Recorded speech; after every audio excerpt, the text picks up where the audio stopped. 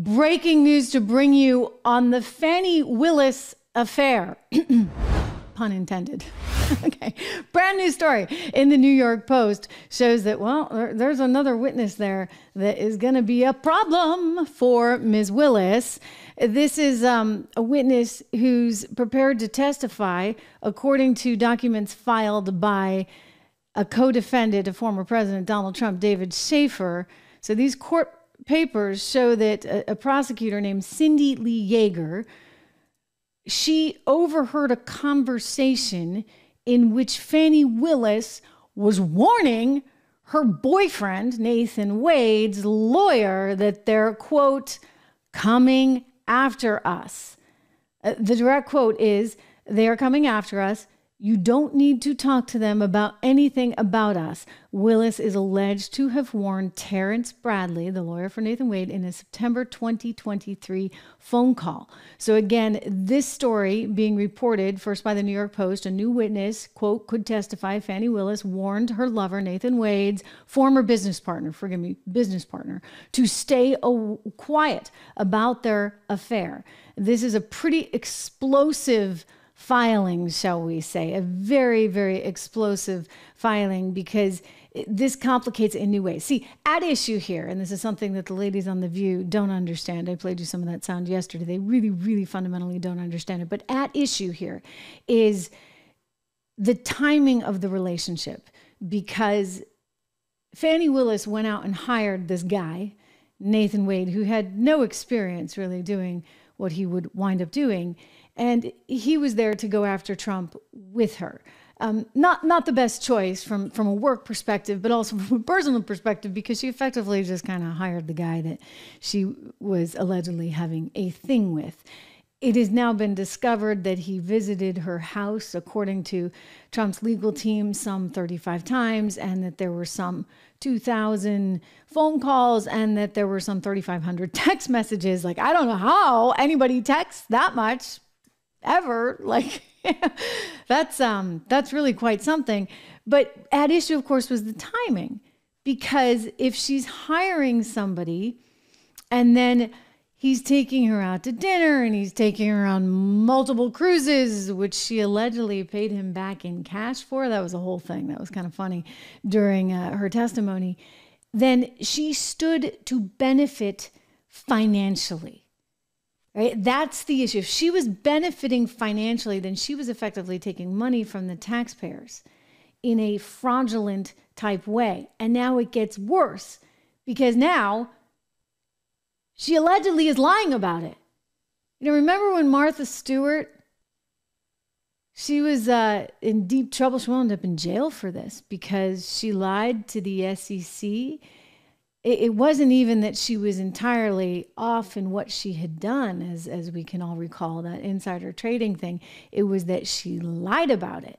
You see, the lie itself, I mean, and this woman should know better. Fani Willis, she's supposed to be a lawyer, is she not? And yet there she is, according to this Cobb County, Georgia prosecutor, Cindy Lee Yeager.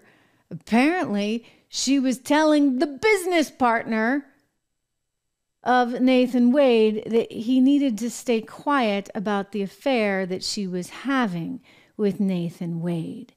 Really, really quite something. I mean, I actually think that this could put her in a whole new set of trouble. But let me point out that they did say that they were only romantic.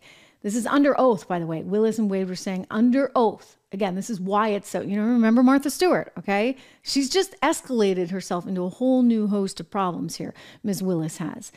Willis and Wade have said under oath that they were only romantic between 2022 and 2023, long after the case started. In other words, they got together when they were working on the case. Not that it makes it necessarily any better, but the reality is, if she went out and hired this guy just because she was having a thing with him, and then he's taking her on cruises and this, that, and the other, and suddenly he's making more money than he ever made before, of which she's benefiting from that financially speaking, well, then you've got a really, really big problem. You couple that with potentially lying under oath, and I'm telling you, this is a headache. I mean, I don't know what the penalty is. I'm just going back to the Martha Stewart example. I mean, could Fani Willis herself find herself in jail? It's entirely possible.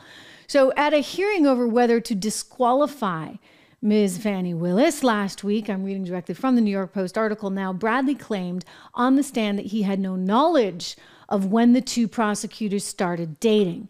That would be the business partner to Nathan Wade. So he's apparently doing exactly what the Cindy lady said she overheard Fani tell him to do.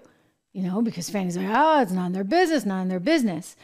The filing says Yeager, that would be Cindy Yeager, would swear under oath that that was at odds, Bradley's testimony, with what Yeager heard in person, that the romance began in 2019 during Willis's district attorney campaign. Amazing, because, you know, Willis was so proud. She went on this little TV show, this like public access TV show, where she was like, you know, the people of Fulton County deserve somebody who's not going to be sleeping with their employees and benefiting financially from taxpayers.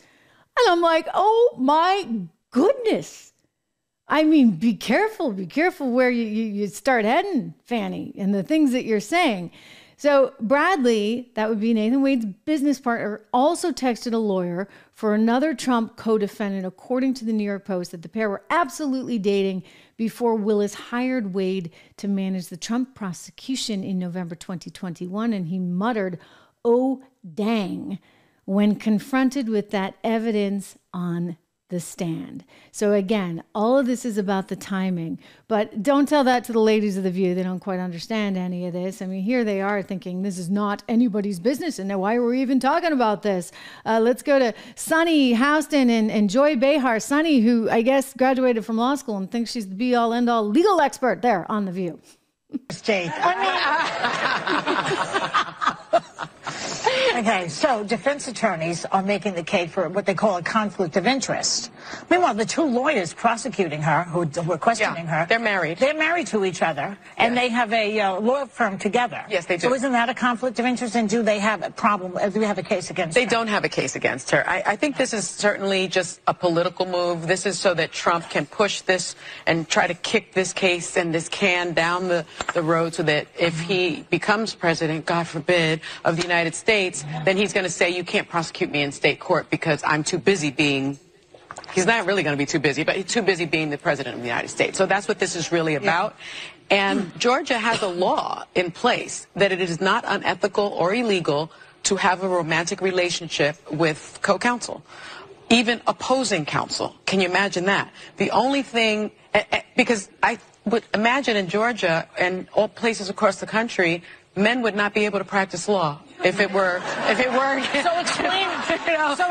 But did they have to disclose the audience? Explain to the audience what the problem is. The problem, though, is that you cannot have a financial interest in the outcome of the case. And so that's their argument, that because he was being paid by her office and then she somehow went on dates with him or had got a gift from him, the fact that he was being paid per hour made her possibly want to drag the case out because that would have benefited her. That's why they have to prove. Yeah. Okay, so at least Sonny was willing to admit that. However, they still keep taking issue with all of this because, you can't go after poor Fani. Can't go after, she checks every demographic box, which, by the way, she kept saying and trying to make an issue of on the stand and at church as well when she was awarded some kind of award. Listen, I actually think this woman is going to have some major, major trouble ahead. President Trump, former President Trump at a rally over the weekend highlighting the insanity of all of these text messages. I mean, wild. Watch. I was indicted by Fani in Georgia. Fani. How did that work out? And her lover, Nathan Wade. And they hired him for almost $1 million because of his great, great experience. Of course, he didn't have any experience. He had experience in something else. You know that. A lot of experience. He's funny. He's funny. Oh, we don't have the rest of it too, because it goes on. He's great. He's like, oh, Melania and I, we've got a great relationship. I don't think I've sent Melania 3,000 texts. She hasn't sent me 3,000 texts. Like, I don't think anybody sends 3,000 texts or has 2,500 phone calls. I mean, it's pretty darn funny stuff. But again, ultimately, it's going to be a problem for Fani Willis.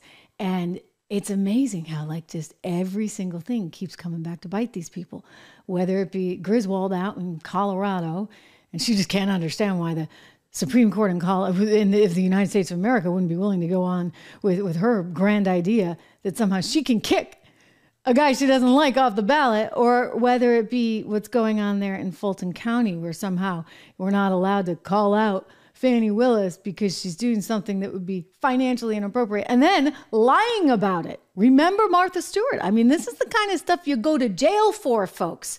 Seriously, jail. So Fani better, Fani better watch her Fanny. Okay, that was too easy, right?